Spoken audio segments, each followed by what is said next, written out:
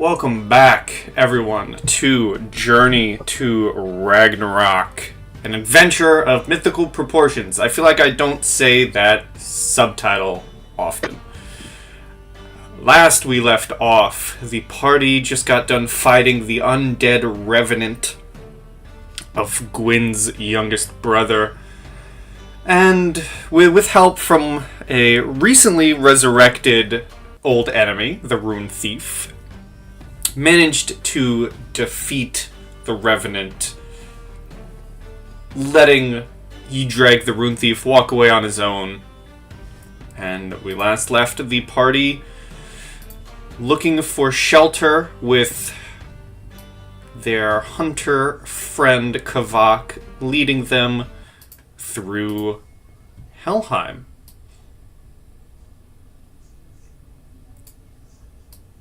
And as you guys walk and talk, I'm going to roll a survival for him. I think he has a pretty dang good survival. If I'm remembering correctly, it's like a plus 11. Yeah, that's a pretty good survival. He begins walking off. He says, this direction appears to be the way to go. Leaving you all to follow and chat away in the terrifying space that is Helheim, should you so choose.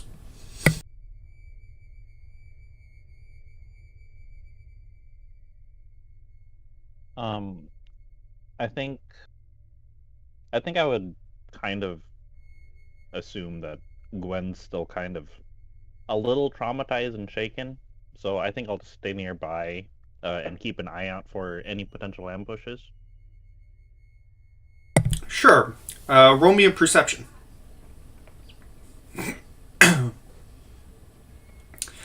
Wow, okay.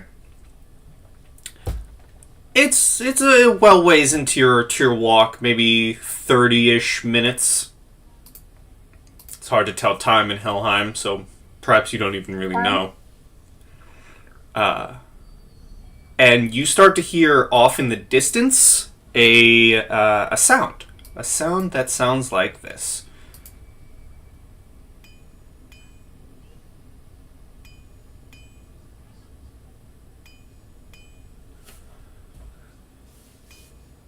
Wait, what is it supposed to sound like?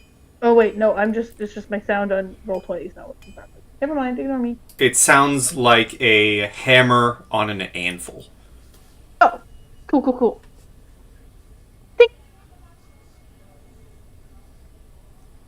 Tobias is going to turn to Ezekiel and say, out of curiosity, does that specific sound seem familiar to you?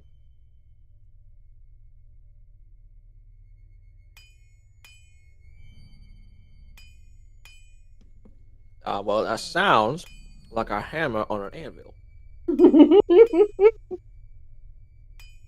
No shit, Sherlock.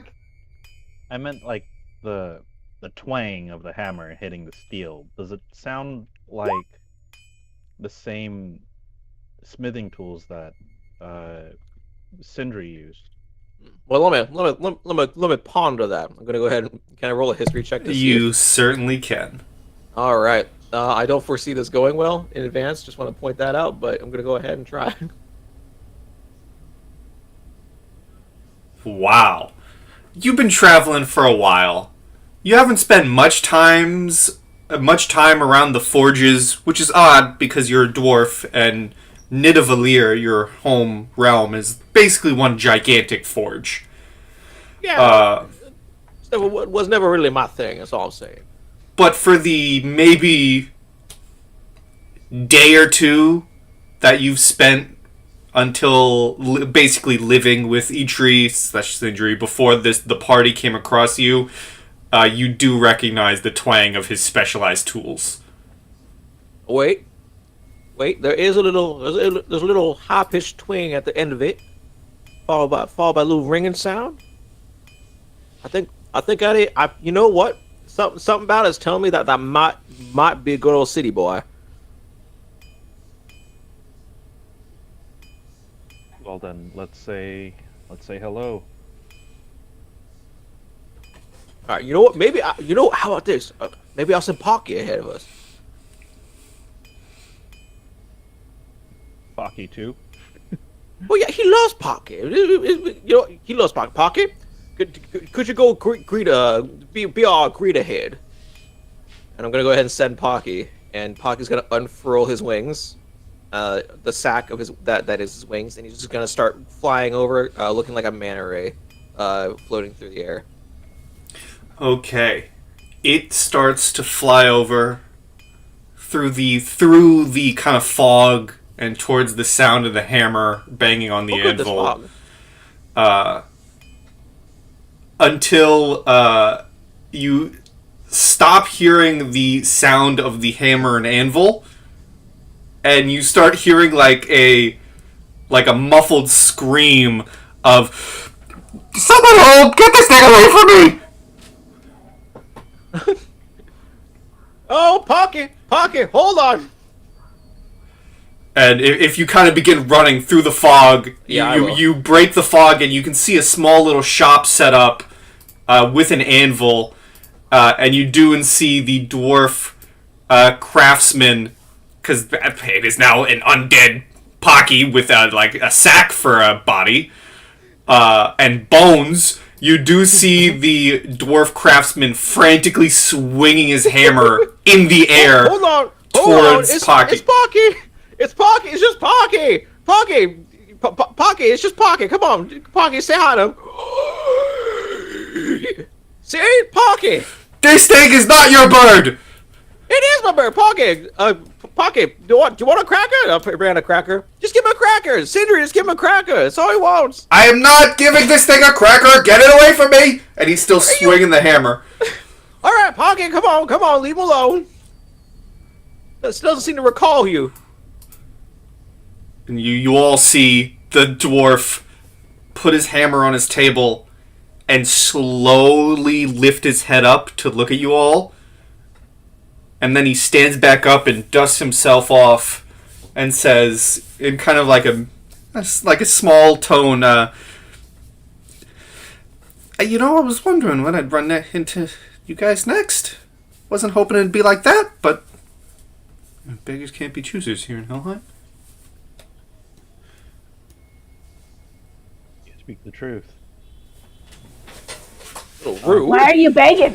What are you begging for? What are you banging? Oh, you know, just making some new wares, working on a new piece of armor. Is it any good? Of course it's good. It's me. Well, we've never met, so how am I supposed to know? Armor's made of you? No, Ezekiel. I made it, so it's good. Oh, you gotta be more clear.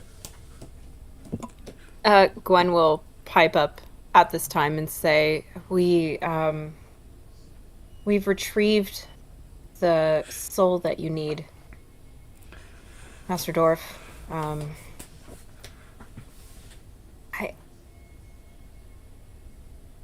It's not a kind soul, and it's very, very angry at me.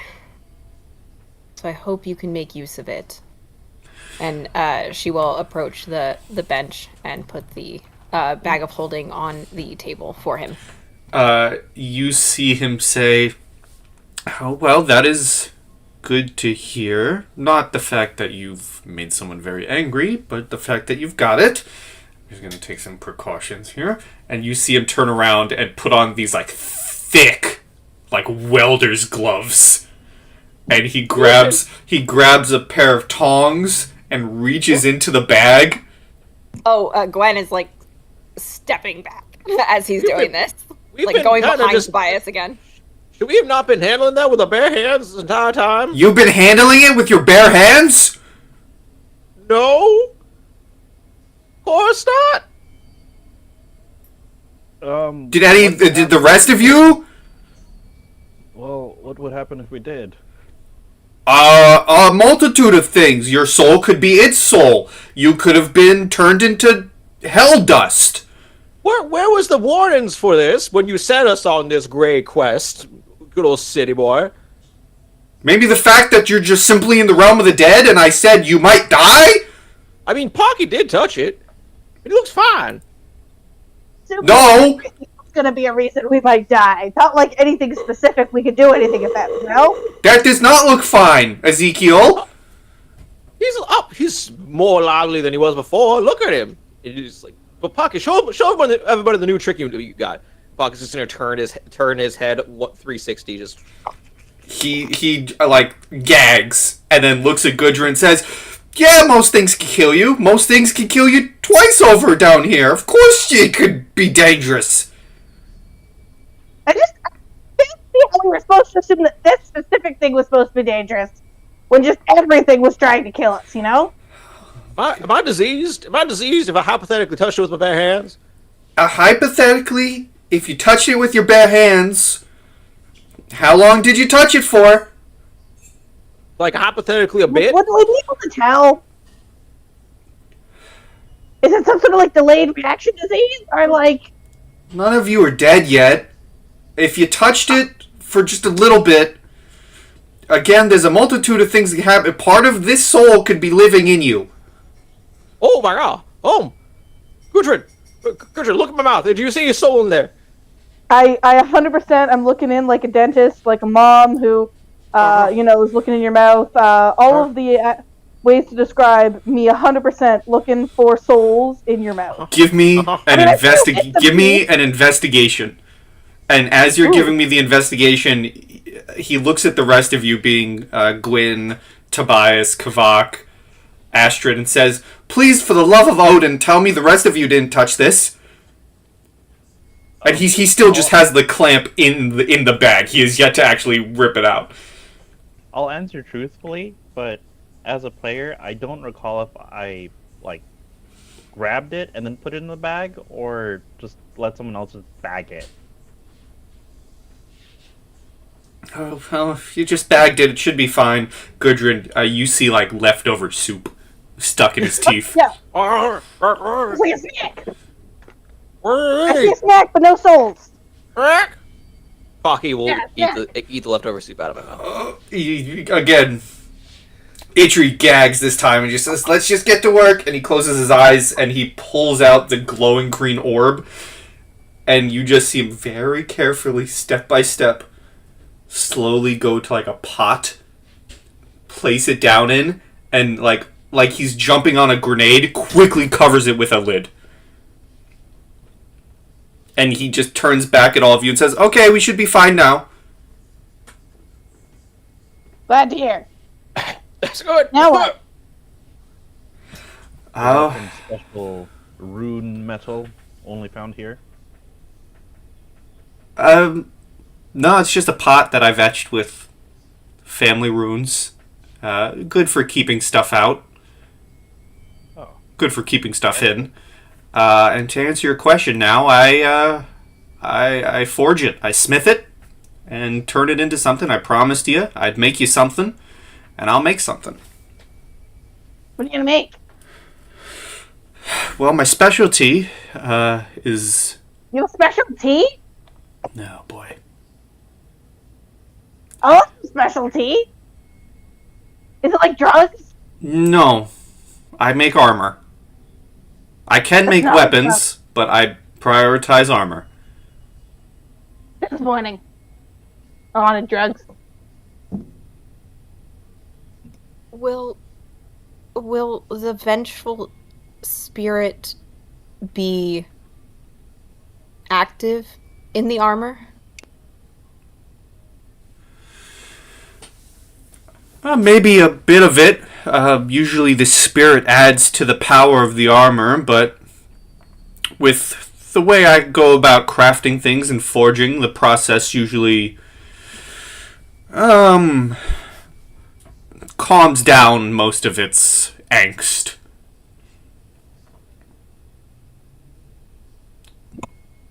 Wonderful. And Gwen looks at Tobias oh no. There's a possibility whoever's using this armor may try to chase me down. I want it. With the way this dwarf has presented it, it seems like they'll chase you down to the ends of the earth and then mock you. I'm hoping that's the extent of the angst that's left. Well, I've yet to have a customer disappointed in their spirit-infused armor. How many spirit-infused armors have you made? One? And I mean- one. It's not popular. I'm not saying that isn't 100%, but like I don't feel like that's a great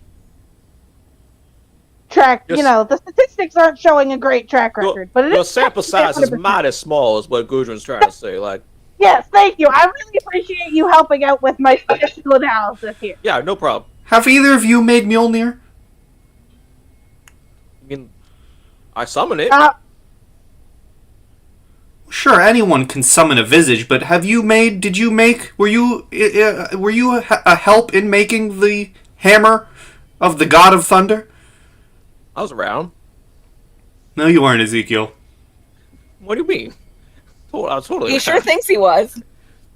I don't know, I'm trying to decide how much Gudrun would believe that she did, but I don't even think she believes she did. See, now, if you were a help in making Mjolnir, 1 of 1 is pretty good customer satisfaction. It wasn't something about the hammer handle too short or something, so they had to like compromise on it. Well, that's not my problem. So didn't you? So you said you made it. It's 100% customer satisfaction, but I do distinctly remember the law stating that the handle was indeed made too small. It meant to be like a 2-handed hammer, but like now it's like one. Ezekiel, let me ask you a question. If you got hit in the face with Mjolnir, are you thinking about the handle? Or are you thinking about the mighty thunder-infused hammer that just hit you in the face? I mean, the amount of handle is going to affect the foam, which could affect the overall leverage of it, so it could be worthwhile depending on the scenario. And also, if I'm hit by the handle, I'm definitely thinking of the handle. Why would you get hit by the handle? I don't know. We're Handle talking defensive about. bargain. Why would I be hit by Mjolnir? I'm not talking to Thor anytime soon. Me and him are on good terms. You're in good terms, Thor? We are. Eitri I'm looks not. at the rest of you like, one of you, for the love, please step in here. He's doing like the he's doing like the John Travolta, like, one of you, please step in. Dwarf. How much time do you need to complete this project? Also, how does it work down here? Like, how many hell days, Well, it depends. Do you want it rushed, or do you want it at its best? If you want it rushed, I could whip it up by a day. If you want it at its best, well, that's going to be a bit longer. And don't worry if, finding me is an issue. I'm a dwarf. I can just find you. Plus, don't you still have that stone? Are all dwarves able to find other people? Ezekiel, Yes. you can teleport. I can teleport. You see Eitri disappears and then pops up right next to you. When could I do this? When could I do this? Since you were born, you're a dwarf. What do you mean since I was born? I've never been able to teleport. Ezekiel, Maybe you just haven't tried hard enough. Ezekiel, look at me. I'm Look looking. at me, okay? Yes. Think of my table right there. Yes. Just think very hard. Right. Okay. And then as you think very hard, you're at the table. When could I do this? Who was gonna tell me I could do this? Who was gonna tell me I could do this? I mean, apparently this guy was going to tell you, because he just did. Hundreds of years!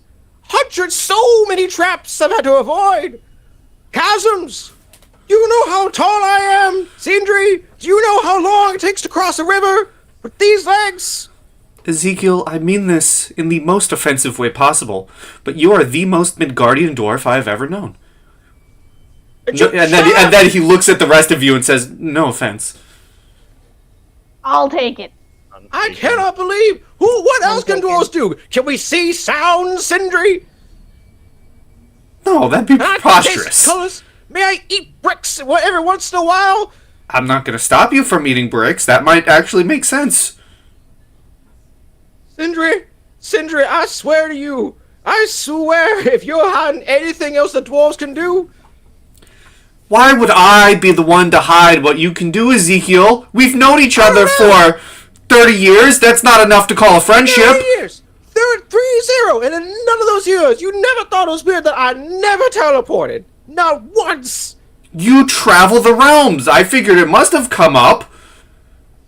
30 years, Sindri.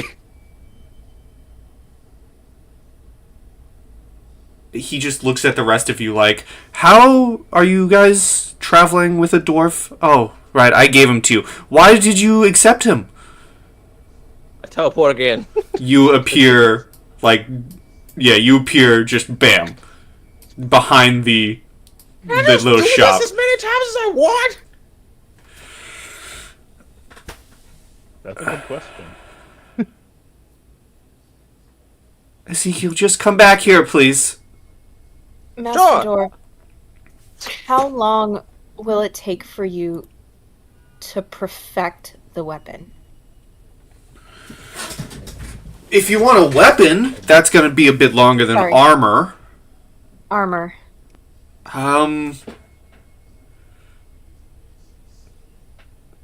If you want it really perfected, I'm going to need at least close to half a week's time of work. That is, if you don't want a short handle. And he just glares at Ezekiel. Well, alright. Is there anywhere that your dwarven teleportation can take you? Say, if we somehow find a way out of Helheim in the next 3.5 days, would you be able to find us back on Midgard? Oh, of course. I travel all across these lands looking for new materials. Perfect. Now, we were on our way to see the ruler of Helheim. Oh boy, looking like this? And he kind of looks you guys up and down and says, you lot look bad. Yes, we almost look like we're dead. Was that a joke? Because it wasn't very funny. If you really need to, my grounds are safe. Again, those protection runes, those old family runes I spoke about, I carve them around the ground whenever I set up shop. Not much can get in here. That is very relieving and reassuring. Tobias kind of sits down on the patch of grass. We can certainly use the respite. Well, you're more than welcome as long as you don't mind the sounds of a forge at work. I'm trying to teleport as many times as I can. Like, just as many times as I can back and forth. Just to see what the limit is. You're trying, maybe after third or fourth time, Eitri pipes up and says, Ezekiel, if you keep doing that, never mind. What do you mean by that? What do you mean by that? Nothing. Sindri, if you do not tell me, I'll send Pocky back after you. The last dwarf I knew to do that constantly may or may not have ended up stuck between the realms. So you're telling me, not only can dwarves teleport, but it somehow weaves us between the realms and I could just get stuck. Yes. Yes. You travel between, or just traveling from point A to point B, like this guy's doing. It's like, let me describe this to you. It's like we open doors and can simply walk through another door where we want. That's how it's always worked. That's how being a dwarf is. This is not common information. I want to point out to you, no other dwarf has shown this to me. What text says dwarves can teleport? What do you mean? Ezekiel, whoever If I teleport Horton Pocket, actually, does he teleport with me? simply put, whoever taught you when you were a young dwarf, if they aren't dead of old age, find them. And I do not condone violence, but But you're gonna tell us to kill them, right? That's what the sentence says. I believe that is what I'm gonna he's kill them. alluding to. And you know what? I think in this case, your words, not mine. right. So can I carry Pocky with me during teleporting, or another person? Or what's the limits of teleporting? You said open the door. Can I drag something through the door? It's really just us. Pocky might be small enough, but you can't bring me. You can't bring them. I can come with you because I am a dwarf. I can open my own door. This is shot at my whole worldview. I want you to understand, like so much. Why don't so you much. get some rest, Ezekiel? I'm feeling a lot of emotions right now. I'm gonna go probably make some soup. Anybody want soup? I'm gonna make soup. I start rummaging through Sindri's shit for something to make a soup. He You know I always want to. he kind of just lets you because he sees that you're in a state of frantic. So I'm curious, what is Ezekiel's teleportation like specifically? Is it kind of like a Harry Potter teleportation? Is it like Nightcrawler teleportation? What are we looking at here? Visually, you can roll me an Arcana check because there is a specific look for dwarfs and this special. Aw, can I roll guidance on that? Sure.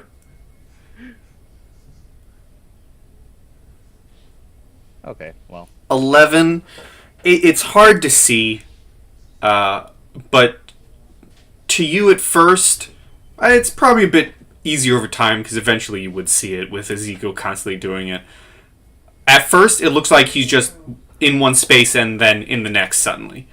But as the more he does it, you do notice the faintest, like, glowing arcane outline of a door frame. Like a literal door frame. Oh.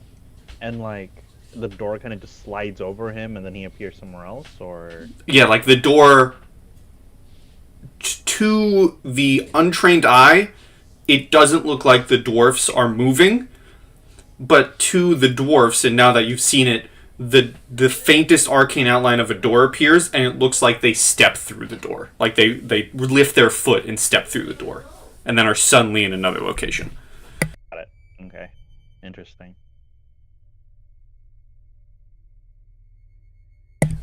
Astrid looks at you, Gwyn, and says, maybe now is a good time to get some rest. Yeah. Yeah, okay.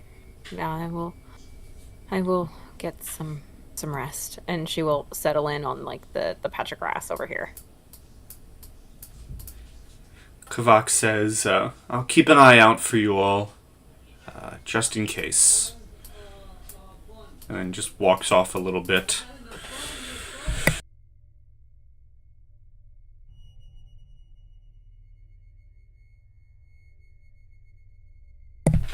Yeah, as I said, you're all more than welcome to stay around as long as you don't mind the sound of my forge going. Ezekiel,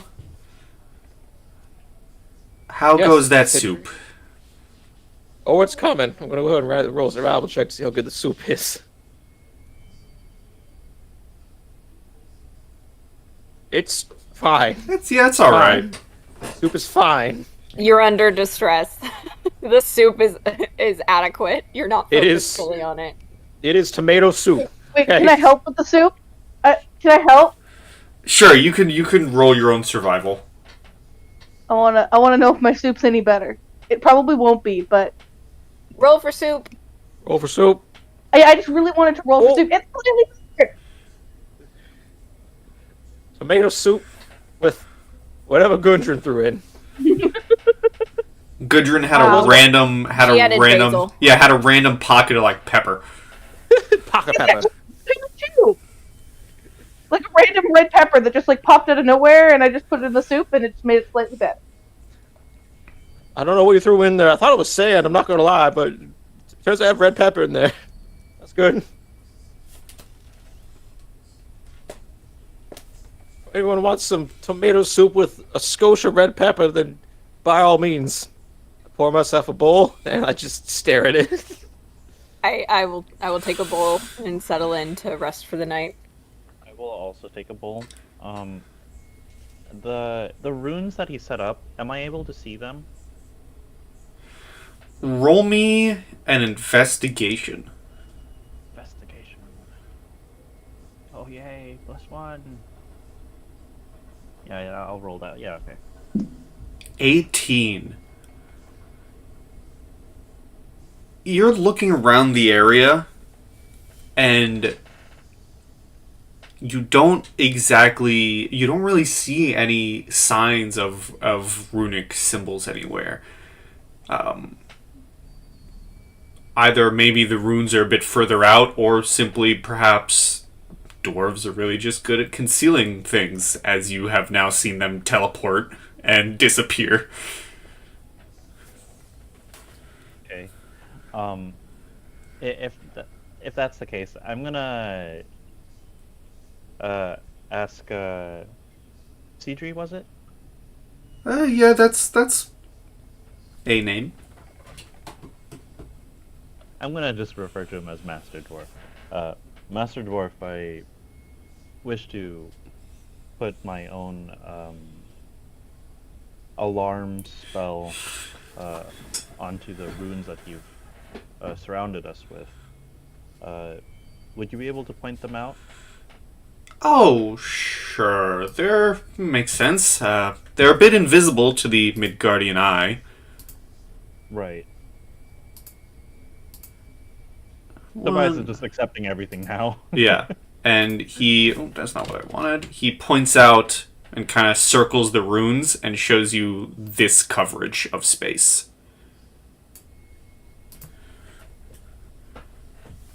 All right. I'll follow the line around and ritual cast alarm. Okay. Before settling down with my soup. Alright. You settle down with your soup. And if there's nothing else for anyone for the night, you are able to get a long rest and regain all your health and spell slots and abilities. Thank God. Yeah, I'll take that full rest. I'll fall asleep, cold soup at my lap. Cold soup at your lap. Just sad. Did Yep. you eat any of it, or is it just Nope. all cold? All Sad cold. tired soup. Gudrun stole your soup. All right. I don't do like PvP theft, but I feel like Gudrun ate your soup. You know? Fine. I'll wake up with no soup. It's even sadder. I'll see if I can tell who took it. Just gonna roll a little intelligence check. What is everyone's passive perceptions? Pocket, you are thirsty.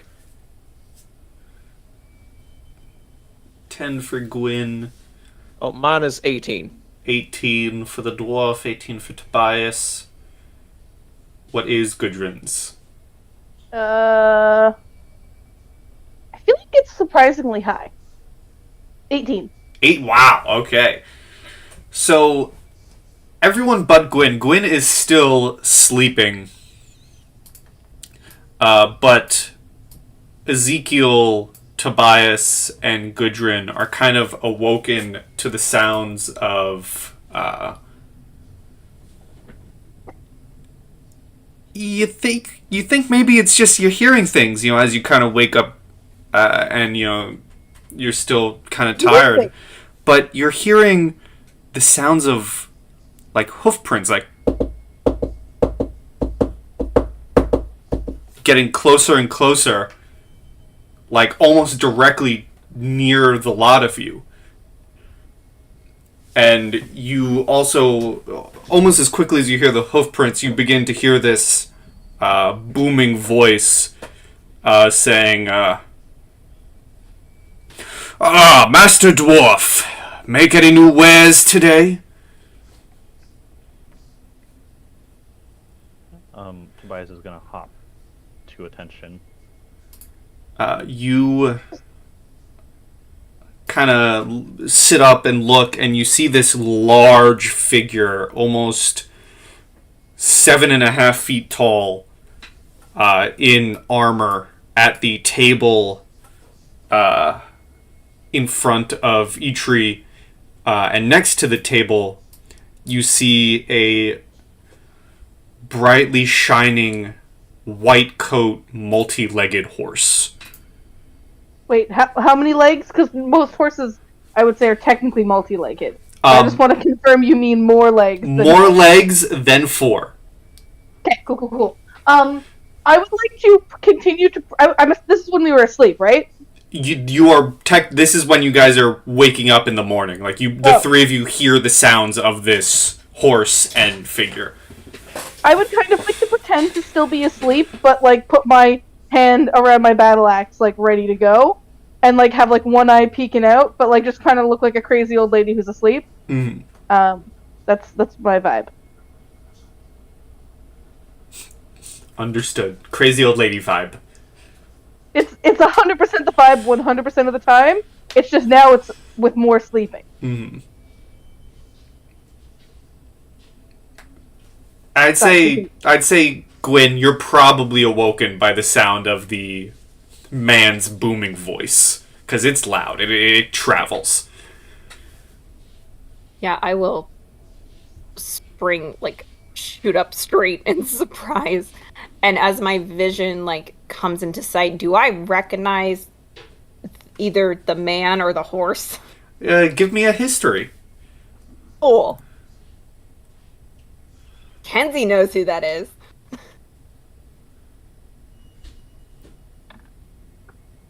Gwen might barely know at least who the horse is. Yeah, I don't know if you recognize the man, but you without a doubt recognize Sleipnir, the steed of Odin.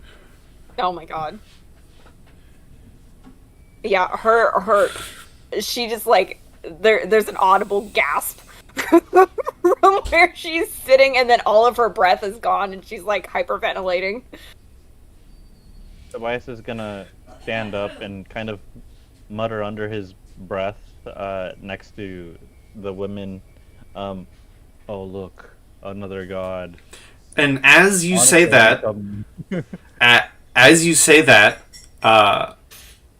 normally the two women do sleep close by, but as you kind of turn, there's only one of them.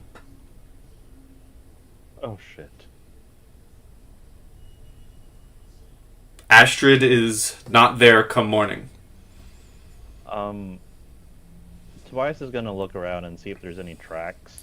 Sure. Give me... Kind of darting back and forth between possible tracks and the god. Give me either survival or an investigation. Sounds good to me. I will make a survival check. And say, Heimdall, I know it's early, but I might need your help. So here's my survival. My goodness, I will need his help. Okay. You see a set of footprints from where you remember Astrid laying for the night, leading outside of the circle of dwarven runes. And when you get to the edge of the circle, you notice that outside the circle, those footprints turn to a shade of dark green.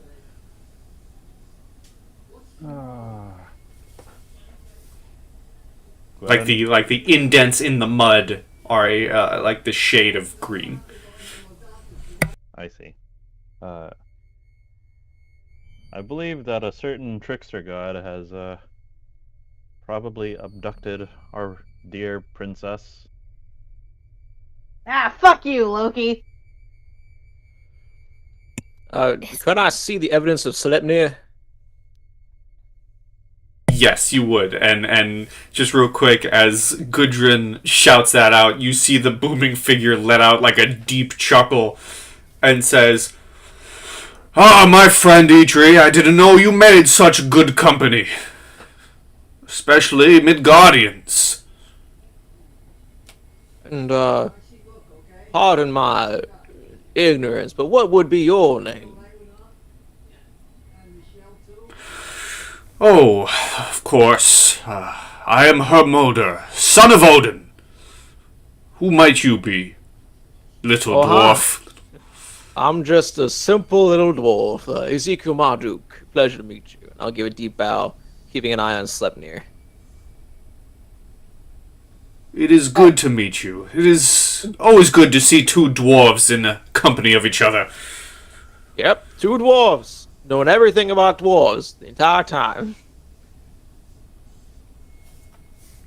Gwen will spring to her feet and offer a deep bow and say, I'm Guinevere Reese of Midgard. It's an honor to meet you. I'm Tobias Annison. It's a pleasure. You hear like a bit of cockiness in his voice as he says, "Of course it's a pleasure." Oh, and this is Pocky. Pocky, go say hello.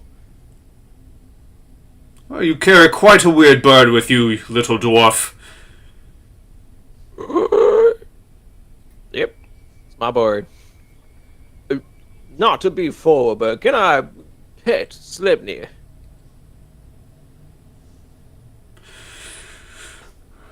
I would be very careful. The All-Father is rather... Let's just say don't stain Sleipnir's fur. Not my intention. And I'll just walk up to Sleipnir, and I'll reach my hand out, but I won't. I'll wait. I'll see if Sleipnir will lower their head. Roll me a animal handling.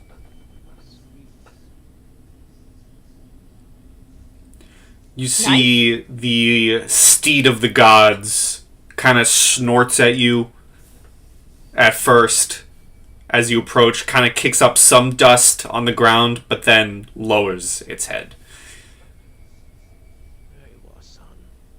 And as you pet it, it feels the hair of this horse. It feels like the finest silk you have ever touched. It is softer than soft. Good steed you have there. Yes, I'm lucky that the All-Father would allow me his steed in this venture. He points a large finger towards Gudrun and says, "You there! Who might you be? The one who makes me laugh."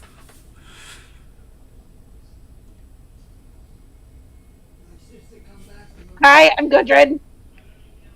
Why do I make you laugh? I'm not trying to. Why are you laughing at me? I just appreciate your words to a certain trickster that I know.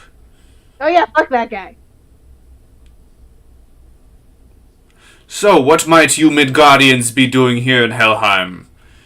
Shouldn't you be going on your yearly raids at this point? Especially... I thought people were just dying to get into Helheim. Yes, that is what curiouses me. You are not dead. Why are you here?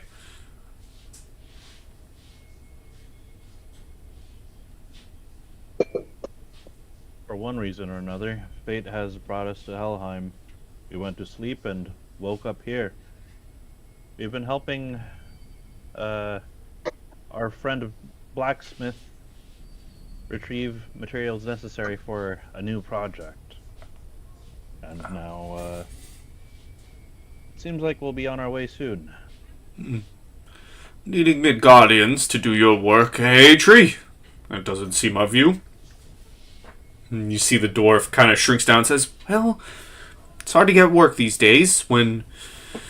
Never mind. They worked. They got what I needed." And the large man turns to the rest of you and says, You said fate brings you here to Helheim? I have no alternative to use in this situation, I think. Well, perhaps fate has brought us together. Say, you wouldn't happen to have seen a similar figure to myself through these parts, have you? About this tall. He holds his hand maybe a couple inches above his head. Doesn't wear much armor. If you would see him, he has tattoos covering his body. Shining skin and a blue tunic. You wouldn't happen to have seen my uncle now, would you? Does he always wear a blue tunic? Because, like, I feel like you can change your clothes. Can you not change your clothes in Helheim? No, of course you can, but the blue tunic is what he is known for.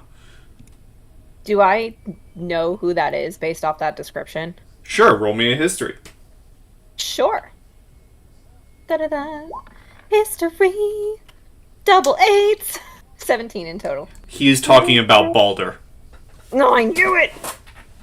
And we have not passed Boulder. I'm sure. You would know if you passed Balder. Yeah, I figured. Gwen will pipe up and say, no, we haven't. We've traversed a bit of Helheim ourselves and have not ran across who you are, the God of Light. But we are intending on going to the palace. If you are heading in that direction or would like some company on the road during your travels, we could travel in that direction and split off where you see fit. Yes, the Palace of Hell. That is where I worried he might be, actually. I will join you. Her jaw drops, visibly shocked. Holy shit. So, could you repeat that one more time as I'm like mid petting and slept near?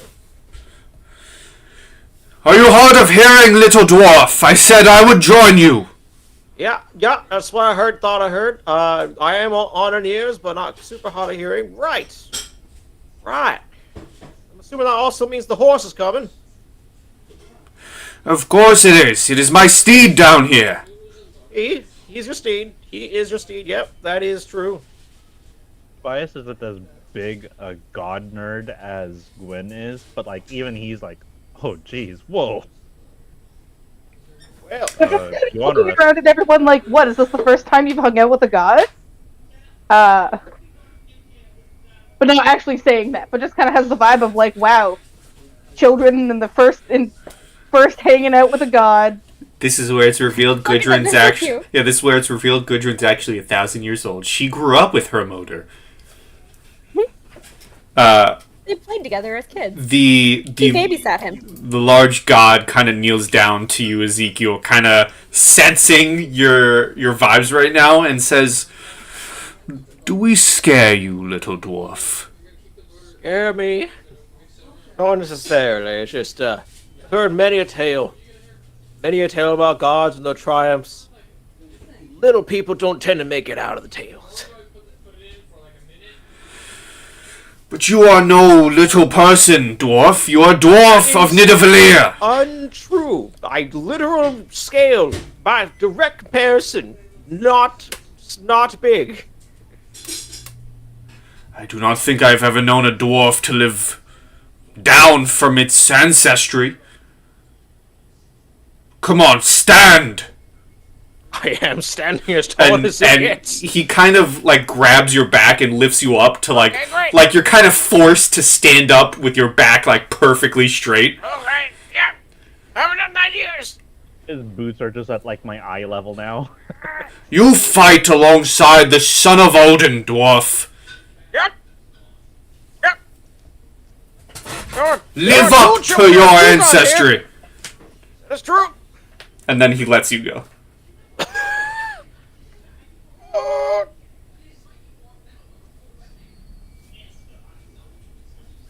Now, the Palace of Hell, Goddess of Death.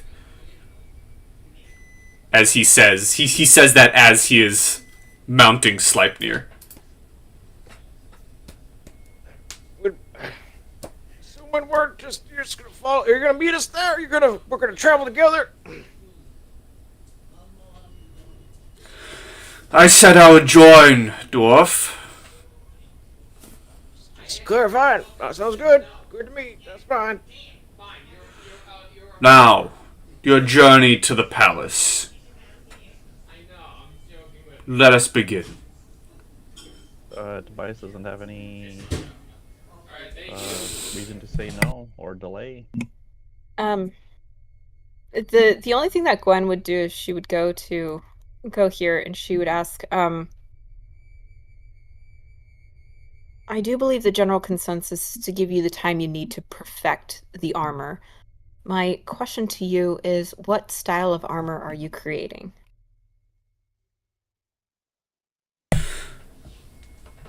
Who am I making it for?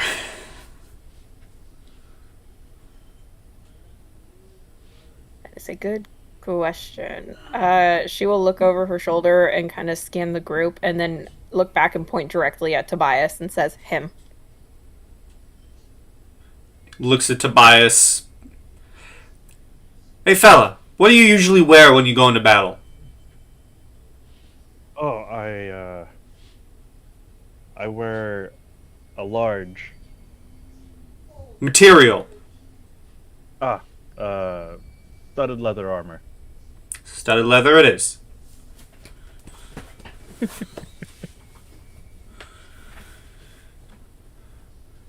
I got a chuckle. Her motor just says, you Midgardians are something else. Unsure of your armor?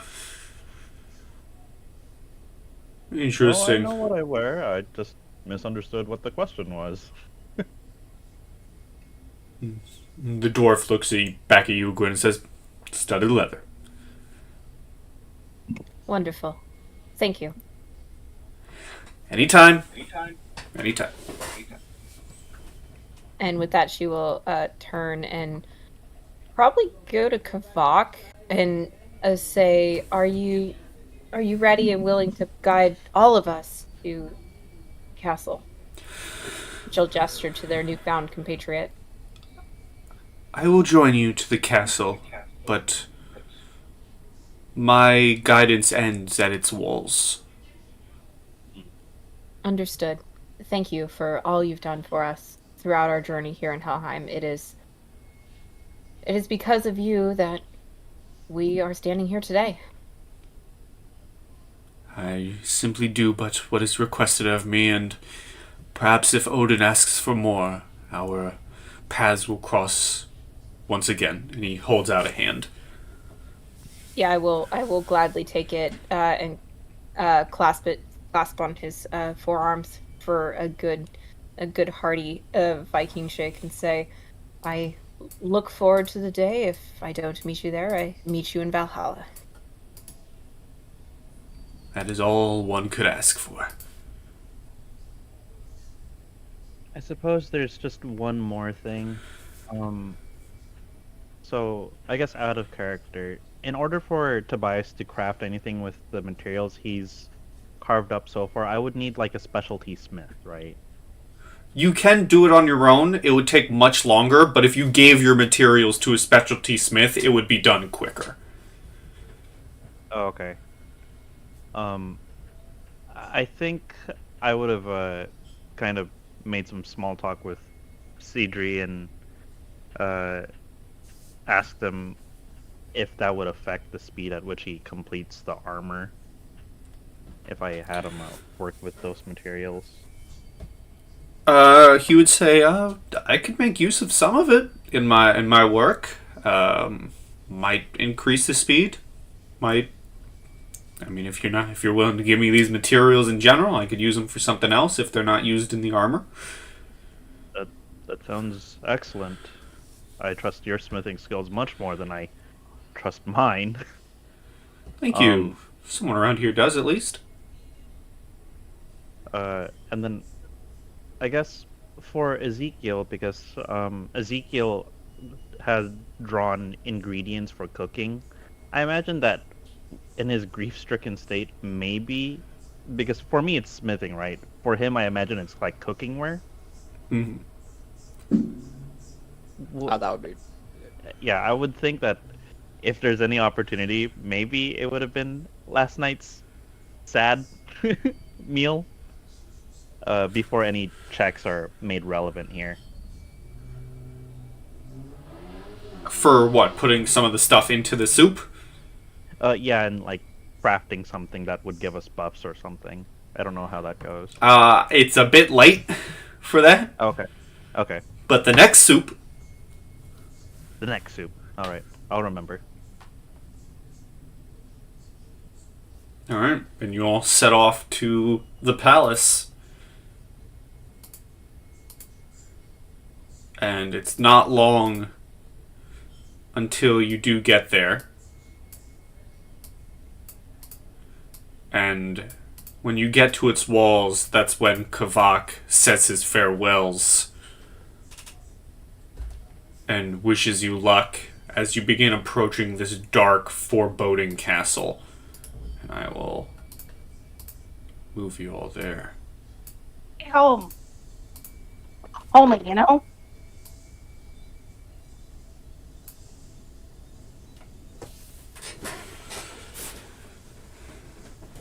And you see her motor says, "Ah, so this is where Boulder is hiding out. Interesting."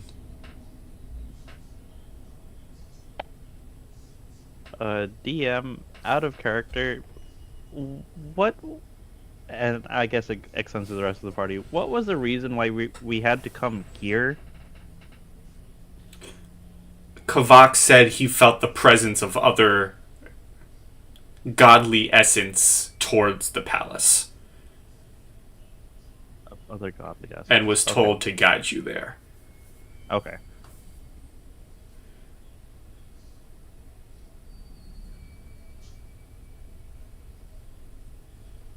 But no, we couldn't sense Odin's horse. Yeah. just gonna grumpily say that. Like, we couldn't sense Odin's horse. Are you kidding me? The gods are very specific in what they give.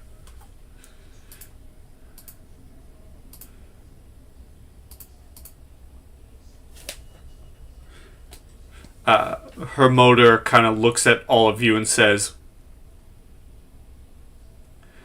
"Well, now, go on. One of you knock on the door." Oh, it's gotta be me, right? Right? As soon when someone gives the opportunity to. I will reach up and I will grab Tobias by his shoulder and just kind of give him a little, like, shake of the head no, and then just look at Gudrun because she's probably already started walking that way. It's like, no, just let her do this. Tobias, as soon as he saw Gudrun start moving, he's like, okay, well, we'll just let that happen. Not a goodie. I'll give her guidance on the way over there. Alright, Gudrun, Nice. as you begin moving, you get maybe halfway across the courtyard. When all of you see this, like, incorporeal figure come out through the door, point a finger towards you all, and says, "Intruders!" And you see 3 undead forms just simply walking through the walls. Okay. As we shall roll some initiative. Thank God for a long rest, guys. Jesus, Yay, I would have been long useless rest. this fight. Alright, I got many things I can do now.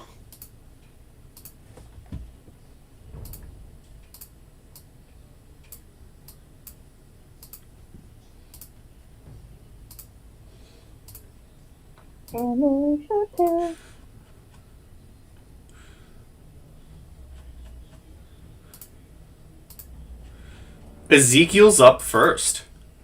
Oh, fuck me. Okay. Okay. I have something I could do. I see Gudrun walking up like, oh, okay. Oh, okay. And I'll go 5, 10, 15, 20, 25. And right behind Gudrun, I'll go ahead and use the good old classic. I should.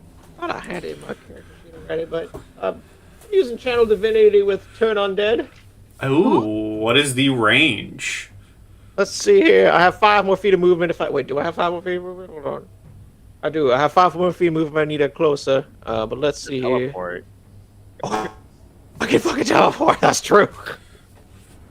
I guess that depends on the range of turn undead. Here, see me within 30 feet. So I guess I'll teleport. What is this teleport ability have? Is it a bonus action? Is it my movement? You have to take damage to be able to use it. Oh, good. Okay, I'll just move just 5 feet next to good. Technically, he has the... All dwarves have the fade away ability, which comes from the gnomes, I believe. Okay. Which good. require taking damage as a reaction. You can teleport. Okay, I'll just stick it right next to Gudrun, and I will go ahead and use Turn Undead, which means any entity within 30 feet of me. Are any of them CR?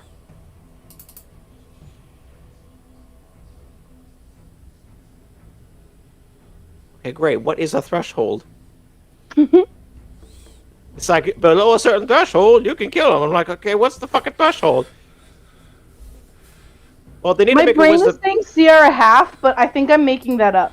I'm pretty sure it is also CR half. Let me... Alright, well, wisdom saves? You're either half or 1, considering you're level 8. I always feel like it's like Wisdom annoyingly saves, yeah. low. It is one like, half. that's- It's how many CR one half half. things am I fighting? I'm multi-class, so it's 1/2. Okay. 8, 13, What is 8. Yeah, none of those succeed. Not even close. Okay, so they are frightened of you? Yep. If they are CR 1/2 or lower, they are immediately destroyed. They are not. Okay. Well, then that means they're frightened of me. They can't get any closer. They gotta run away. Run away. Brave, Sir Lancelot. Run away. So scary. Alright, anything else? I'll walk up. I'll run up next to Kudra and go boo, and they'll just spook all of them with the channel divinity. Alright, and if that is all then... I'll tell Pocket to come up and support. Just move up and support. Alright. Gudrun. That's it. I mean, I think it's bonking time. But the Okay. question is, can I bonk goat? I guess only time will tell. I'm just gonna run up to the closest one, and we're gonna try a good old bonk. Okay. A good old goody bonk.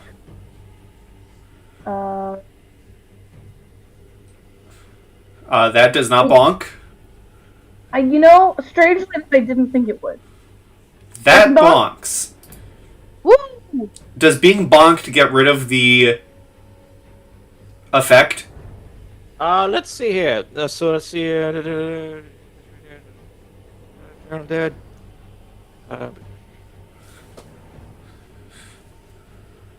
Nope. No, it does Okay. not. Turn creature must spend its turn, so it says nothing about whether or not it can remake it or anything like that. It's just stuck for 1 minute. Oh wait, nope, never mind. If it takes damage, never mind. I just read that part. Yep, it undoes it once it takes damage. Okay. It's all good. All right, good to know. Your slashing damage does go through. Ooh. I forgot about any other abilities that I could have done until after I hit, so I'll just do those next time. And I'm Alright. gonna look scary. That's my action, my movement. I don't think I have any good bonus action. Look scary So- bonus action. Yeah, my bonus action is to look scary as a grandma can. Alright. Gwyn. Okay, so I am going to cast Chill Touch, but I'm going to alter the style and I'm going to turn it into thunder damage, but it's still going to do the anti-regeneration thing. Alright, which one you targeting? I'm going to target the one that Gudrun. Alright.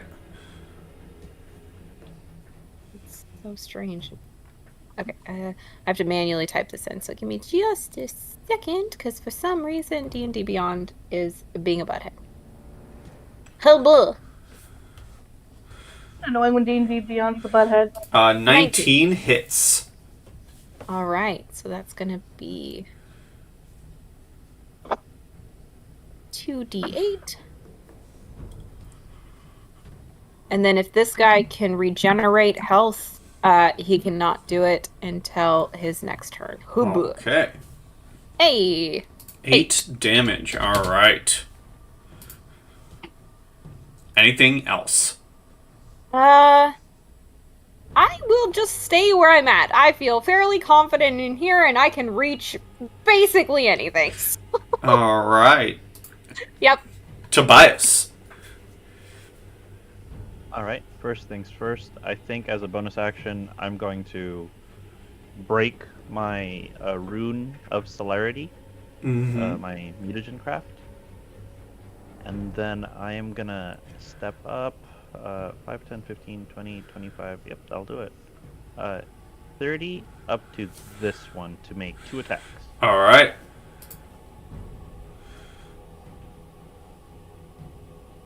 And 1 and 2. Both hit. And then that'll be the extent of the damage because I don't have any Crimson Right damage to add. Alrighty. So then, this one who is still frightened, he can't move closer and he has disadvantage on attacks while you're in sight. I believe that's how it works. So he is instead going to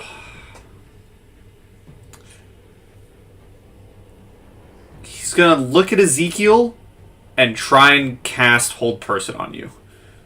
Oh shit! What kind of save is that? It is a Wisdom saving throw. It's a wisdom. You should be good. Come on, you got this. Should You are not held. get out of here. He'll try to cast Hold Person. I'll start to feel it, but I'll just pull my finger. And go, no. This one is going to swing on Gudrun. 21, 25, and a 16. Oh shit! Holy shit! I believe all 3 of those hit. Really? Even the 16? Okay, so I was earlier, but I only have leather armor in my inventory, Oh. and my dexterity is +0. Okay, so then... So, I don't know why I've never gotten better armor. That doesn't... But also, I'm not surprised. Is kind of where I'm at. Well, I'll tally up everything.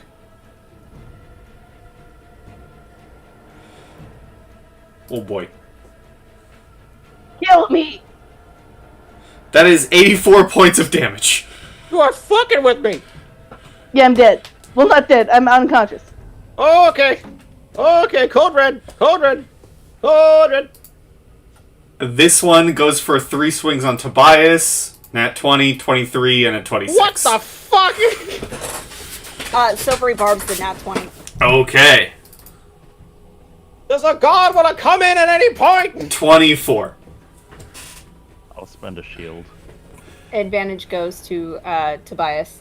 Alright, so do any of those hit with shield? No, none of them hit with shield. Alright. Hold on.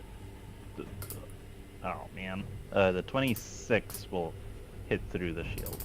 Okay, 26 will hit through shield, 5 slashing, 26 necrotic. Oh my god. Seeing one of you go down, her motor necrotic! does actually hop off of Sleipnir and realizes, wow, you guys are getting fucked up, and he jumps into a battle. We are little guys! Little guys! What's wrong with you? Ezekiel, you are up. Holy shit! Oh, fuck me! Okay, 1 second. Whoa, hold on. Bonus action healing word. Bonus action healing word immediately. Let me double check that. Is that your healing word? But Yep, it is. Wake up, wake up, wake up, wake up, wake up, wake up, wake up, wake up, wake up. How much do you heal? That's a good question. I'm gonna roll 1d4 plus my my modifier.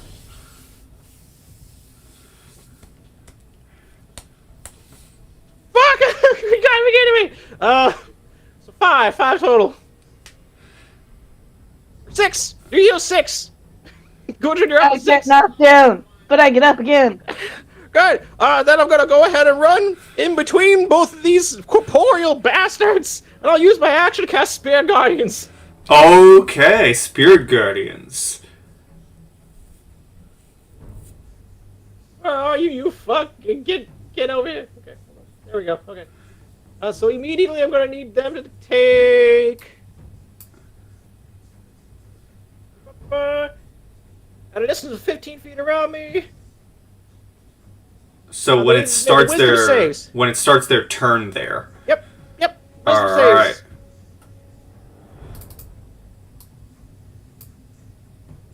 When they start their turn. I believe so. Let's see. When the creature enters the area for the first time on a turn, or starts, so they'll take the damage right when I pop it, but not on their turn.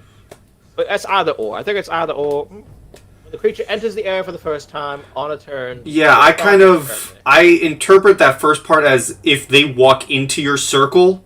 Or they start in. Or when they start there. So you popping it now, they wouldn't take it, but when it comes to them. Okay, that's fine. So I'll go ahead and roll the damage first. I think is any more with them being undead? I assume not. But that's okay. And I imagine it's radiant damage. Yeah, we'll go with radiant. I don't think Necrot's gonna really do it. So 3d8. It'll be 15 if they fail the wisdom save. All right. Half if they succeed. We will go back to that when it's their turn. Anything else, Ezekiel? Nope, that's all I can do. Gudrun, don't go down, I swear to gods. Gwyn. Okay, just so you know, our order flipped. Gudrun was before Oh, me. that's true. Gudrun. Yeah, sorry. Gudrun, you're alive. It's your turn. Wait, oh, it's my turn. We made it through a whole huh? Yeah. Oh man, that's not feeling that. Well, I mean, I get knocked down, but I get up again, and so now I'm gonna go big with my bonus action. You know, go big or go home, right? Womp. So I'm now large, which doesn't really help except a little extra damage. And then I think I just do a couple of throw the skeletons into the abyss. The abyss is pretty far away. I'm just gonna start bonking. Okay. That hits. They both hit. They both hit. I'm sorry, and because I'm large, I forgot to I do an extra 1d6 damage for both. Large and in charge. Large and in charge. So that's between the two hits. That's 34 damage. That's good damage. This Draugr is looking bad. And again, I don't have any action or bonus action left to just look scary. But I'm just gonna throw at it, you know, because I hope going earlier is a free action. That's all I'm saying. Gwyn. Okay, I will see. How's this guy looking? Pretty rough. Awesome, cool. Same shit, except for it's gonna be fire. Alright. Shoot her! We're gonna try to kill the one that's on Gudrun. There. 10. Miss. Damn. End turn. Staying with Horsey. Okay. Wait, hold on. Wait. I can do that again. I remembered our rule. Hold on. Yeah, I can throw it again. Tja. 13. Please. 13 misses. When, please! Can I spend my 3 luck and Yes, make it a you can. 16? Does that hit? Well, you could also spend 3 luck to reroll. I'll spend 3 luck to reroll, thank you. Oh, generous God. 21. 21 will hit. Fucking finally. Okay, it only took 3 goddamn rolls. Okay. Okay, let's go. We do D8. We do 2. And then we hit with fire. Fire. 9. 9 points of fire damage to the one in front of Gudrun. Alright, it's looking bad. And then here are my luck points. I take. And yeah, I will stay right there. And that is the end of my turn. Alright. The god jumps off Sleipnir, and you feel the ground shake as he sprints into battle. Actually, let me make him his appropriate size. He's gonna get right here. And with his Blade of Asgard,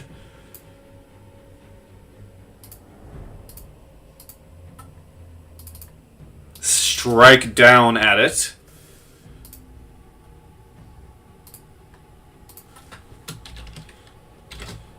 Killing this one, and we'll say, because he still has movement after that, he moves to this one. And those other 2 attacks will go on to it. This one is also dead.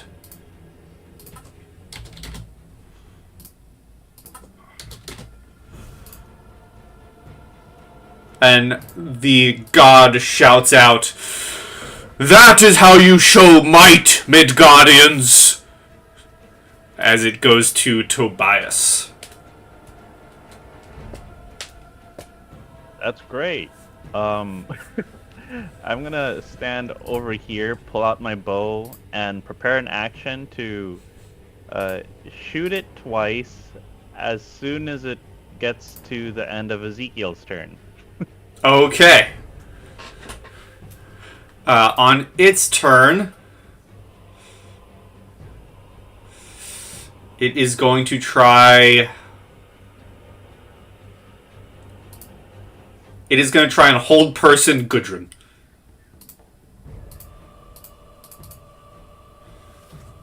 Gudrun, I need a wisdom saving throw. Oh. Give me 2 seconds.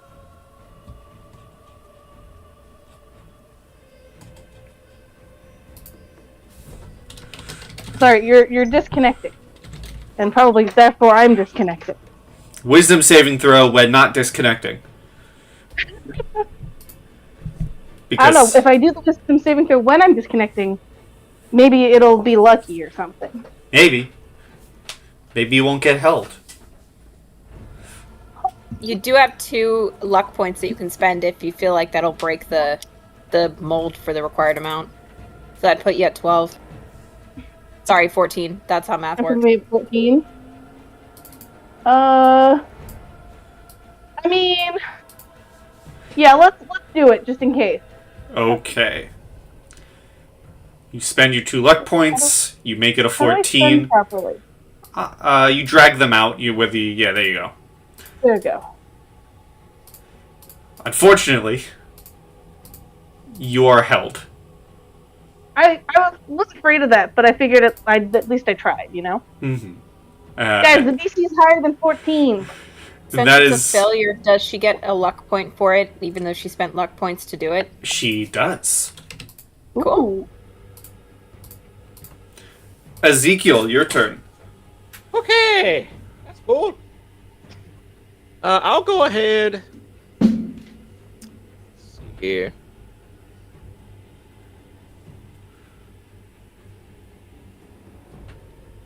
You know what? I will go ahead and move. Let's see here. How far away is he?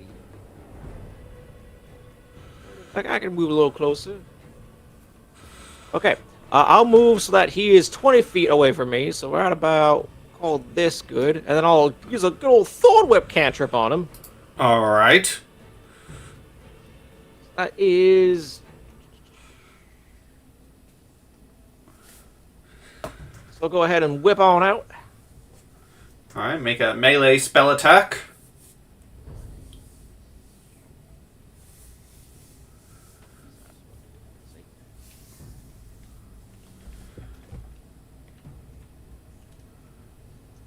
What the That's not right. fuck? Oh, okay, thank God. Okay. What is that? I don't know. I love that the d20 equals 8 rolls a 7. Sweet. Good. doesn't even make sense. Okay, never mind. That don't work. Nope.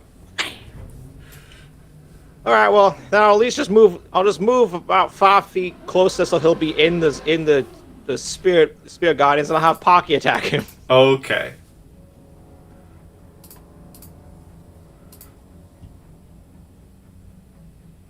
$22. Pocky hits. Pocky does indeed hit. Let's see here. I guess I could reroll for the 3 luck points, but it seems like we got big booted god here now, so there's no need for that. I'll hold on to those luck points.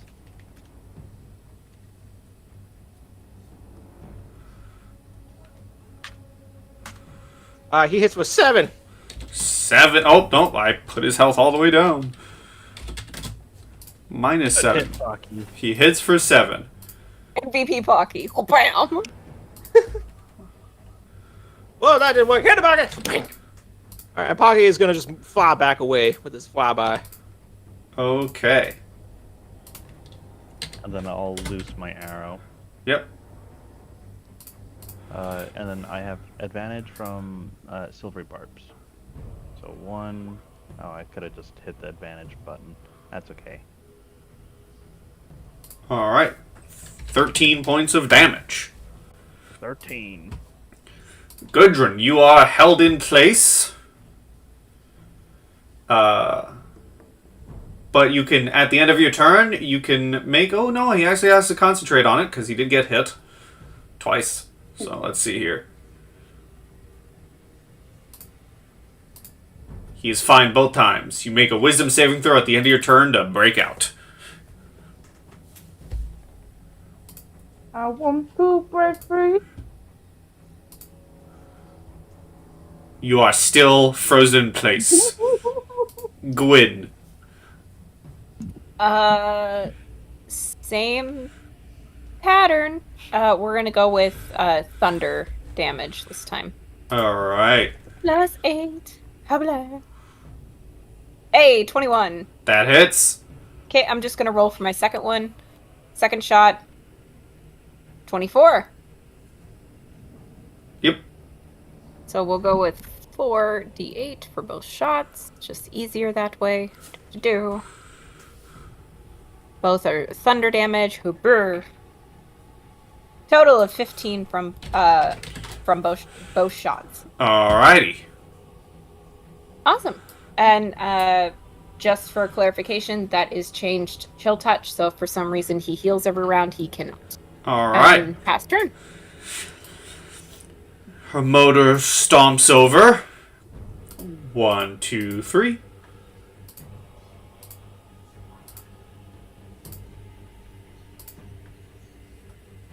And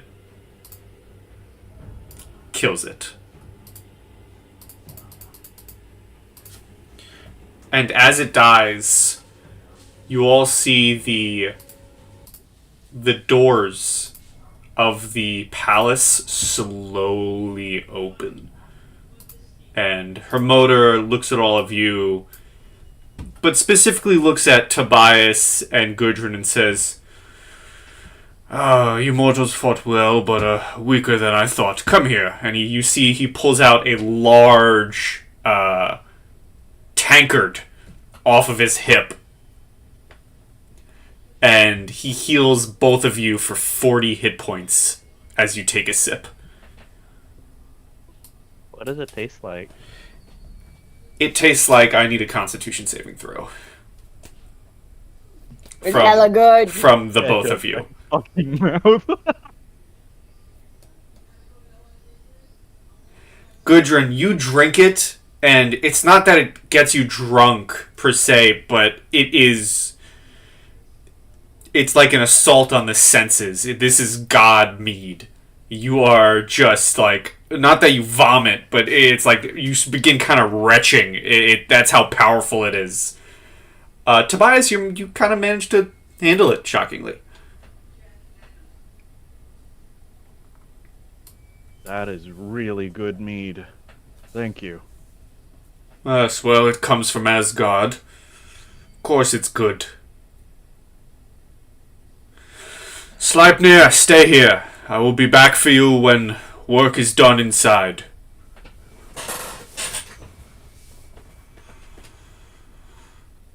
We should probably make it known upon our entry that we mean to convene and not harm. I understand the protection for the front gates, but inside we'll probably be dealing with a lot more hostility if we don't make our peaceful intentions known.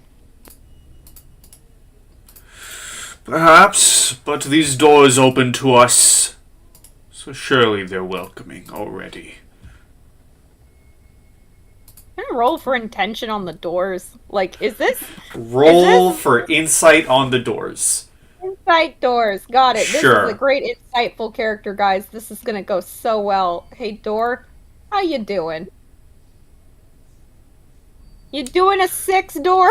The doors are doing a 6. However, the rest of everyone, as Gwen is kind of trying to insight the doors, you do see a half incorporeal figure just laying at the door side, and he looks at all of you, and he just waves you inside, and you see him just lean back against the door, halfway face through it, and seemingly go back to sleep. Perhaps the doorman did not know you were approaching, and now that you've dealt with this encounter and the doors have opened, he's like, whatever. Seems like a bullshit security system. I think it's pretty effective. I mean, it didn't stop us. Let's go. There's a kind of defeated sigh from Gwen, realizing that Gudrun still has not learned her lesson, and will follow the excitedly jumpy Gudrun inside. Okay. Look, Gudrun is never gonna learn her lesson.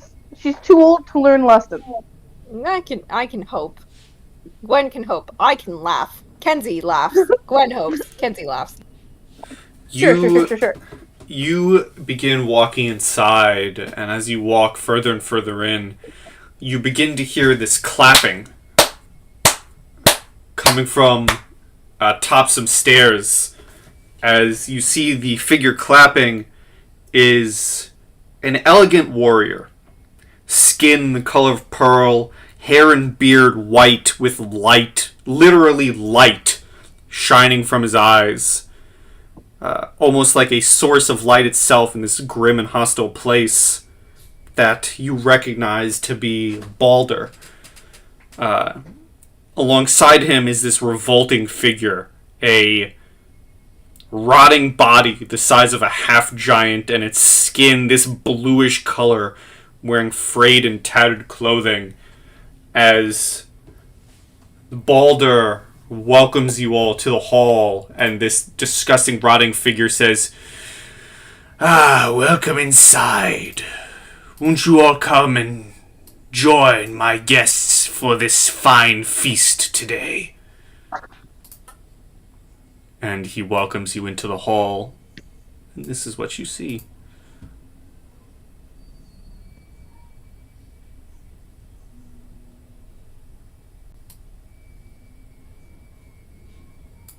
And I recognize the name here. contrast to what the table shows, the table is filled with rotting meats, disgusting soups, and just grotesque foods you would never imagine wanting to eat. But yet the figures seated at the table seem to be enjoying it.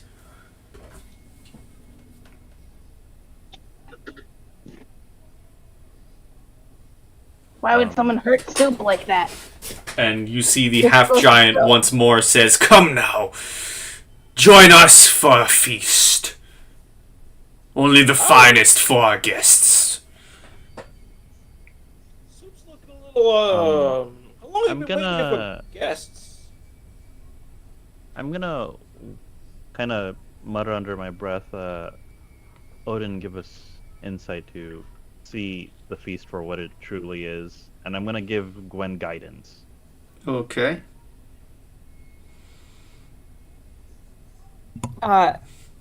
Can I tell what state my brothers are in? Give me an insight. Okay. Can I roll with advantage because it's them? Sure.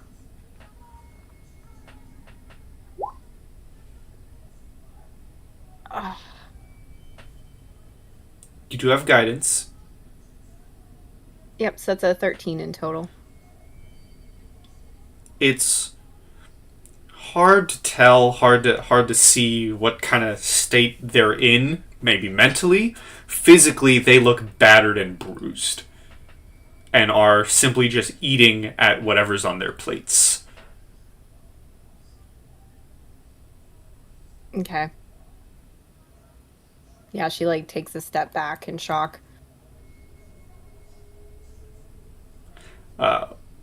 Balder says, come, guests.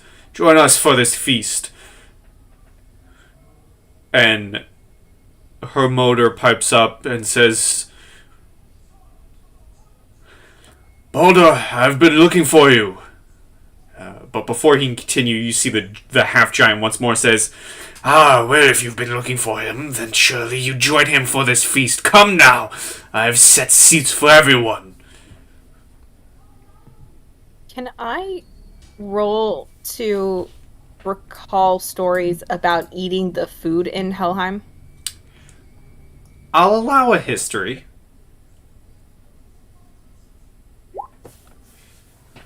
20 in total. Okay. You know for sure it's most likely poisonous. Whatever they're eating, either they've been forced to eat, or because they've already eaten it, they can't stop eating it. You would also know that declining an invitation in someone's hall would likely lead to not the best outcomes.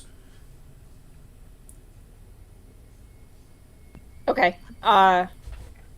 Gwen will take the lead on this and say, thank you for the invitation to sit and eat. I am currently not hungry, but I will definitely join my brothers at the table. And then she will scurry and go and sit across from Rasmus next to Halvard. All right. Tobias will follow Gwen's lead and say, I suppose I will seat myself. Pardon me. I can Excuse sit. me. I already had soup beforehand, though, so I wouldn't expect much from me. Go ahead and, I'll sit right next to you, Gwyneth, alright? And, Pocky will go ahead and, I think Pocky could probably have a nibble or something without too much issue. I feel like Gudrun's gonna try to claim the seat next to Ezekiel. Then her motor, very, like, eyes on the half-giant, sits here. And you see the half-giant say, good, now that you're seated, I'll go get the main course. The rest of you, all of you, enjoy this feast. There's more to come. And you see him leave as he pushes open the large doors and they clatter behind him.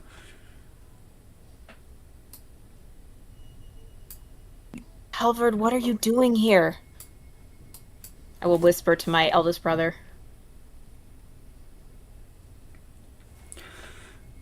He says,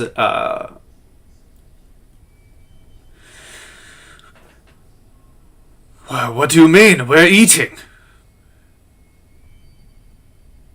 How did you get here? None of that matters now. Enjoy this feast.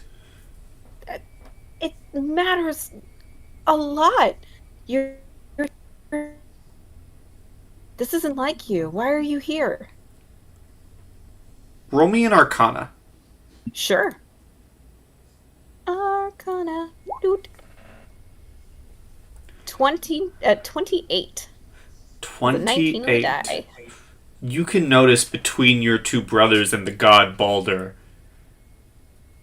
this food has charmed them. There's a charm to this food that is forcing them to eat more. We don't Charmbreaker here! Ah! But Damn it! you know from stories, feeding them a Midgardian meal would break it. Oh, is this my time to shine? Oh my god. So I will, knowing this, seeing and feeling the magic that's coming from this, I will look straight at Ezekiel and say, please, they are so kind to host food for us. Why don't you donate some of your own to the table? Please feed all of us your soup. The bowl's already out, dear. I bring out. It's like Pocket. Go, grab one of the torches. I was like, Gudrun, grab, quickly, grab, look for something that can use the bird. I'll bring out a fucking whole fireplace kit. I'll my whole camping kit. I have a tinderbox. I have camping supplies. It's as fast as you've ever seen Ezekiel work to make soup. The fastest soup in the West. Roll me survival with advantage. All right, I'm gonna guidance myself. Let's see here. Roll for soup. Roll for soup. I can't believe it. And is this one having the things? Does this one have all the things? This you can have donated some of the monster parts to it. All right, come on. We're gonna use this up. This is like a. I'm gonna make like a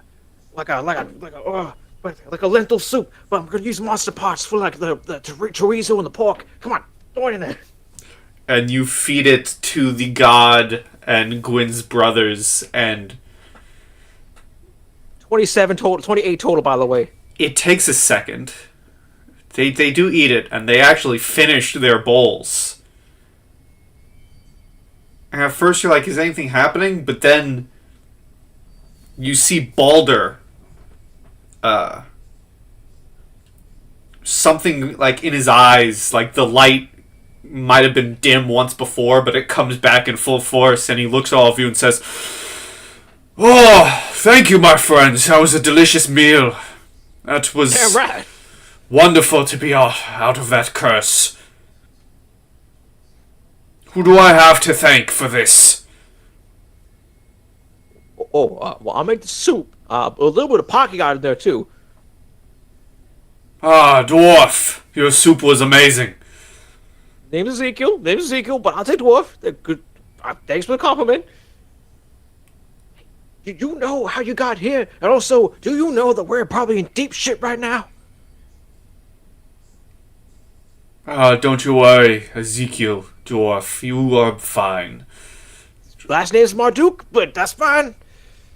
And Gwyn, you see your two brothers, like this light come back to their eyes, as Rasmus across the sea from you says, kind of shaking his head, "Sister?" Rasmus, do not eat any more of the food. Just Except my food. You can eat more of my food. I have bread if you want to. It's really gonna dip in the soup. yeah, you can eat the soup, but don't eat any more of the soup. Don't eat any more of the food. That's on the table. Don't. What? How did you get here? The last thing I remember before just now is me and he looks over at Halvard and says, "Me and Halvard were..."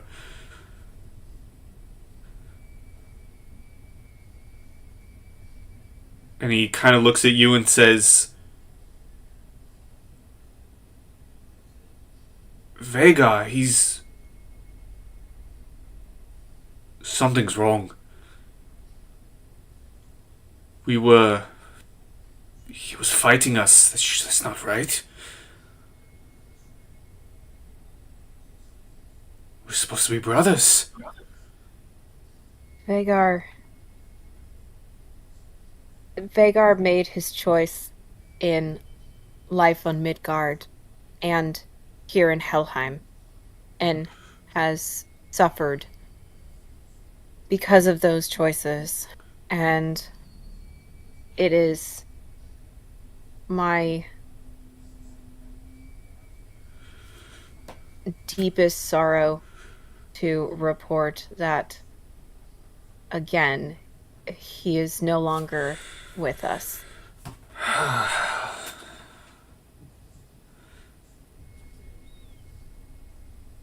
I'm sorry to hear that. I'm sorry, sister. He looks at Halvard and says,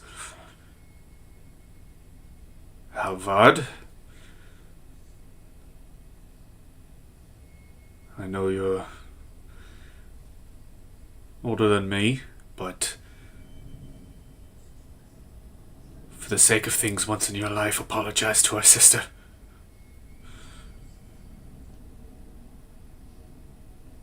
Our brother is dead. He turned on us. This is the only family we have. Halvard looks at you, Gwyn.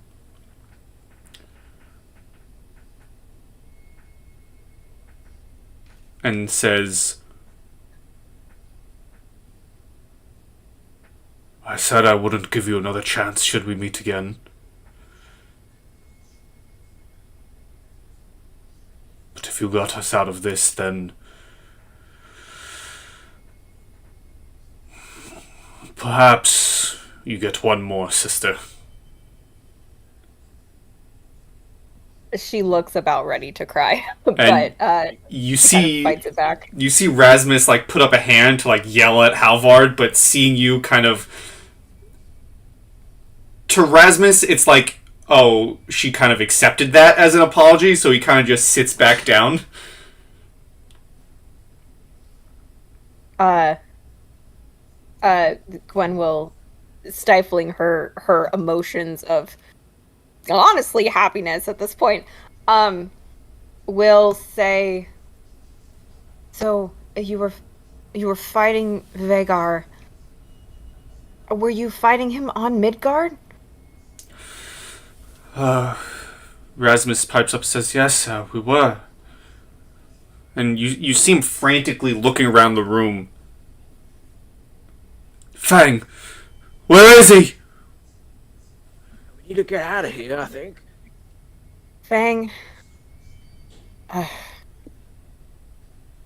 Fang fell to Vhagar before I could make Vhagar fall.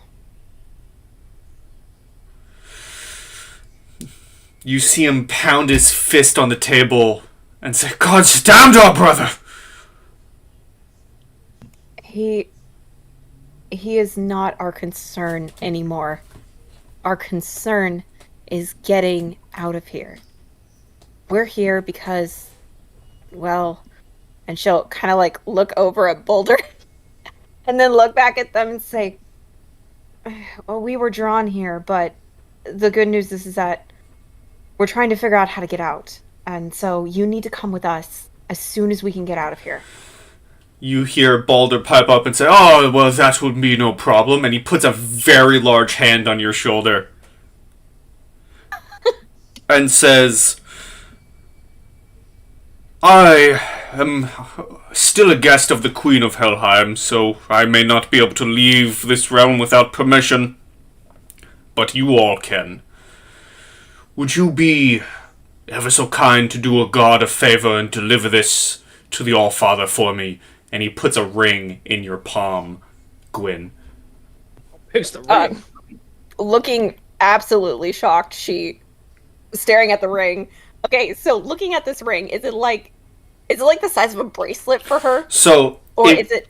It's the size of a bracelet as he puts it in your hand, but as it touches your palm, it shrinks down to a Midgardian size. Okay. Gwen will look up at Boulder and say, I can't speak for whether we will end up in Asgard. Oh, nonsense! Heimdall! Bifrost! And you see a shining light of rainbow suddenly strike and appear right here. Yeah, Gwen's mouth just like again drops open, and then she looks up at Balder and she goes, "For the safety of travel, do you mind if I put the ring on and then present it to the Allfather when we get there?" Like literally asking permission for basically everything. She does not want to piss this guy off. You are more than welcome. Now hurry, through the Bifrost, all of you, before our host arrives. Hermoder, tell Odin what happened here today. All right. I'm gonna make my way out. Can I see just like a plate or something that I can just nab real quick, like a little cup or mug? Yeah, you can grab like a silver mug. Sweet, I'll grab a silver mug and I'm out. And you step through the shining Bifrost. Do my brothers willingly come with us? They do begin walking around and come with. Awesome. Yep, I will as they come around. So, finding herself more drawn to Rasmus versus Halvard, which is a first. Because it seems like he's kind of taking more of a liking to her than Halvard. Yeah, she will stand with her brothers as they walk on the Bifrost. The last thing you see is Hermoder saying, "I must not leave yet. I must retrieve Sleipnir. I will stay with you, Balder." And that is the last thing you see as you traverse the Bifrost. Before we go, I will turn to Hermoder and be like, oh, make sure the boy gets home. And then I'll go through the Bifrost. As you step through the Bifrost, you are met by a golden realm. Bright lights before you. And as you step through, you are met with a large, armored man with a horn dangling from his hip and a large sword in the ground as he watches you all step out. And that is where we will end today's session. Holy shit! Oh my goodness. And you will level up to level 9. Ezekiel vomits. Wow! Oh my god, that's so cool! Level 9. And before we go, I do have some art to show you. Cool art, cool art. Ooh, Balder! Let's go! That feels like almost too many muscles. And then Shut up, no such thing. Heimdall nice. on top. It's my worship deity right now. the Watcher of the Bifrost himself. Got the peepers. And we shall see what happens next in session 33. As the party have leveled up and reached Asgard. But for now, before we get to that section of the journey to Ragnarok, we must say goodbye to YouTube. YouTube! Goodbye, YouTube. Goodbye, Have a soup. YouTube. As always, goodbye and stay sweet.